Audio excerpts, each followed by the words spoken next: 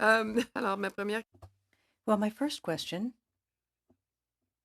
is for ISC, Indigenous Services Canada.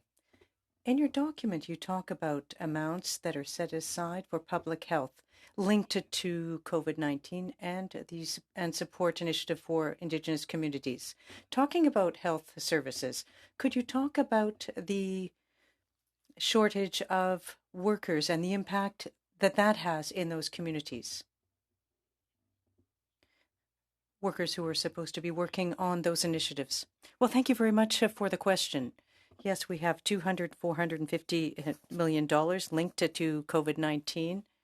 So we continue to work on our efforts to help Indigenous communities. With respect to your more specific question, I'd like to ask my colleague who is online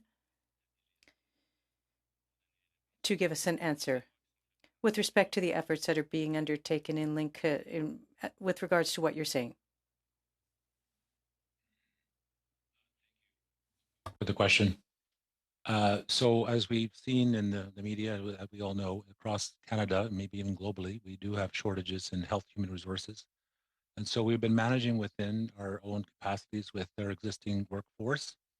We've done some extensive work to reach out to other institutions, organizations, agencies that could supply nurses for surge capacity. We've also developed some recruitment efforts outside our normal practices to approach other tribal councils or organizations that could lend the helping hand, is specifically on vaccine surge demands to run clinics in communities across the nation. So we've been managing thus far, but we unfortunately have to rely on agency contracted nursing in some respects to manage the demands across the land in terms of vaccine rollout.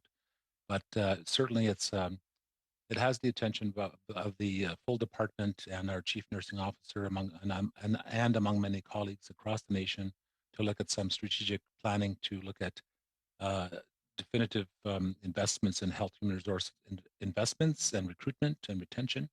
And of course, we're also looking at outreaching to academic institutions to look at access programs for nursing to encourage careers in the north, especially in northern and remote communities. OK, Thank you. thank you. Ma deuxième question va être pour Conseil du My second question is for Treasury Board with respect to the natural disaster funding. Now, you talked about funding for BC for the incidents of 2020 and 2021. Now, how are you working to deal with issues stemming from Fiona and from issues stemming from 2022? Well, thank you very much for the question. And yes, announcements were made, one for Fiona.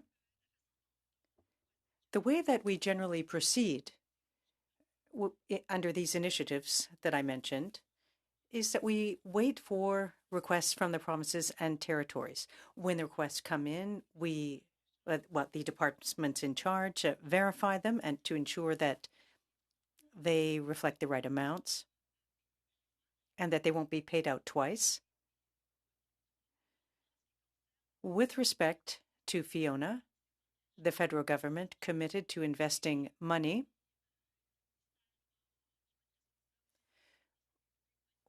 once public health is prepared to come to us with their presentation. They'll come to the Treasury Board with a presentation outlining their plans and their implementation plan. Once that's been approved, that funding will be in supplementary estimates, either sub C or in the main estimates for the next year. So in this amount, there's nothing included for Fiona. That's correct. All right, thank you.